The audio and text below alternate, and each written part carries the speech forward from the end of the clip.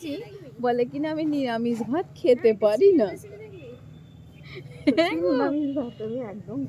মা বলছে সেদিনকে ভাত দিয়েছি, শনিবার দিনকে আমি মাছটা দিয়েছি, শনিবার দিনকে না কালকে কি বার, হ্যাঁ শনিবার দিন আমি নিরামিষ ভাতটা দিয়ে চলে এসেছি, খেয়ে নিয়েছে। খাবার পরে বলছে আমি না নিরামিষ ভাতটা খেতে পারি না, যে বাবার কাছে গিয়ে একবার বলবে। খেলাম কি খেলাম না, বাজে হয়েছে খেতে সেটাও বুঝতে পারি না কেন।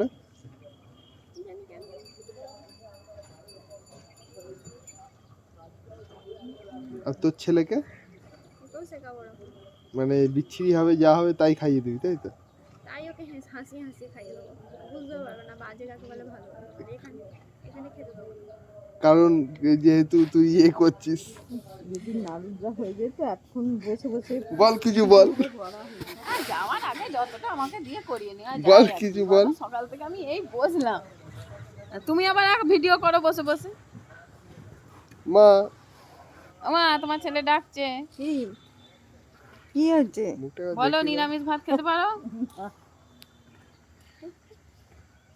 আরে এরকম একটা মা হবে জেনে রেখো। হ্যাঁ, পরবর্তীকালে তোমার জন্য এই ভিডিওগুলো তুলে রাখছি আমি, বাস্তবটা জেনে রেখো। আর ওই একজন আসছে চিটিংবাজ মেয়ে, কি করে নিয়ে এলি? আয়, আবার একটা ঠাকুর করে নিয়ে এসছে, পুজো করবে। ওকে তো মাটির কুমোরের এটা দিয়ে দিতে পারো, কুমোরের দোকানে ও মাটির জিনিস বানাবে, যাও বলে ঠাকুর বানাবে। এই তুই ঠাকুর বানাবি? আমার একটা স্টুডেন্ট আছে বাট্টু, ওর সঙ্গে তাহলে কথা বলিয়ে দেবো। আরে বাপরে, তা আমার ঘাড়ের ওপর ছাড়া কি বসা তোর জায়গা নেই নাকি?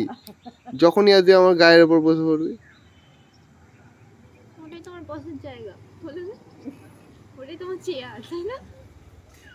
সোফা সোফা, ওটাই আমার সোফা। সোফা।